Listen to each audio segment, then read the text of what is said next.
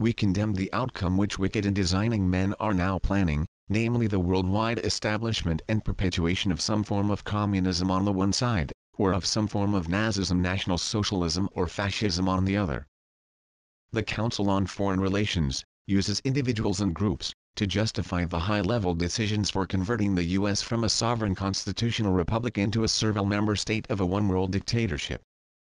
Marxism represents a further vital and creative stage in the maturing of man's universal vision. The nation-state is gradually yielding its sovereignty. More intensive efforts to shape a new world monetary structure will have to be undertaken. The nation-state is becoming less and less competent to perform its international political tasks. These are some of the reasons pressing us to lead vigorously toward the true building of a new world order.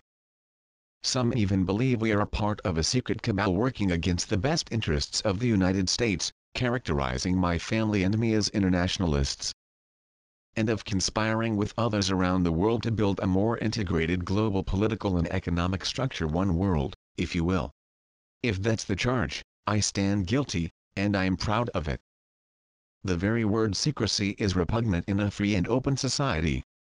And we are as a people inherently and historically opposed to secret societies, to secret oaths and to secret proceedings. A careful examination of what is happening behind the scenes reveals that all of these interests are working in concert with the masters of the Kremlin in order to create what some refer to as a new world order.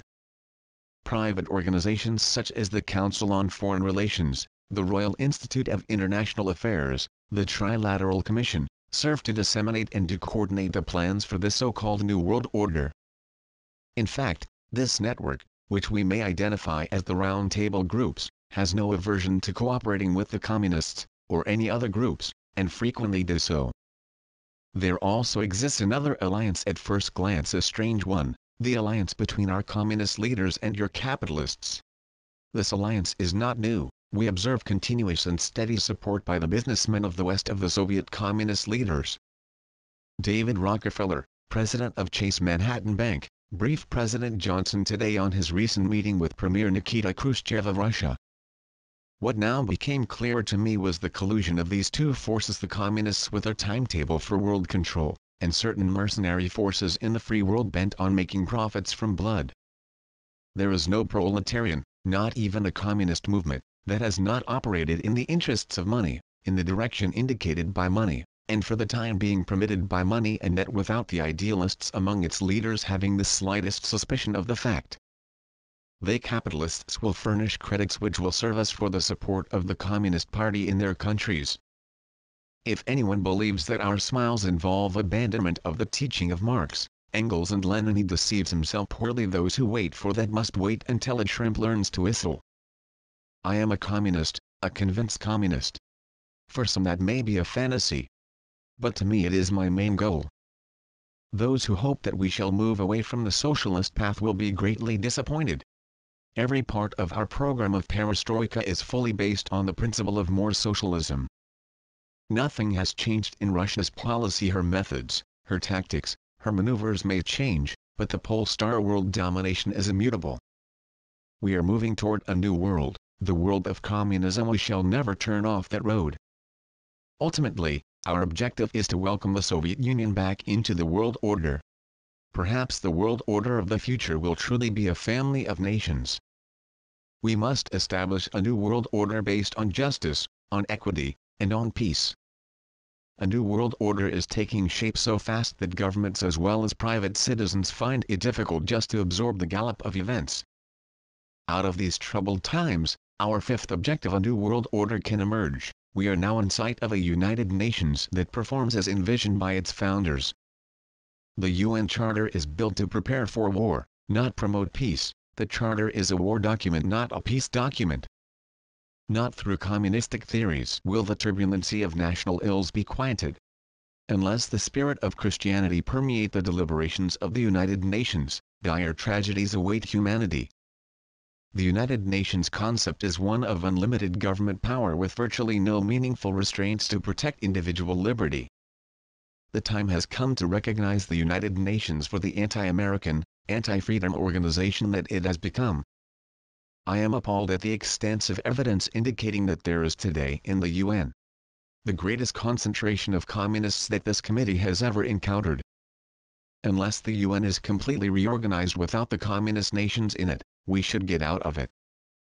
Let us have no blind devotion to the communist-dominated United Nations. The slaves of statism must know no power, no authority, no source of blessing, no God, but the state. The free agency of Americans has been greatly abridged. Some argue that we have voluntarily surrendered this power to government. Be this as it may, the fact remains that the loss of freedom with the consent of the enslaved, or even at their request, is nonetheless slavery.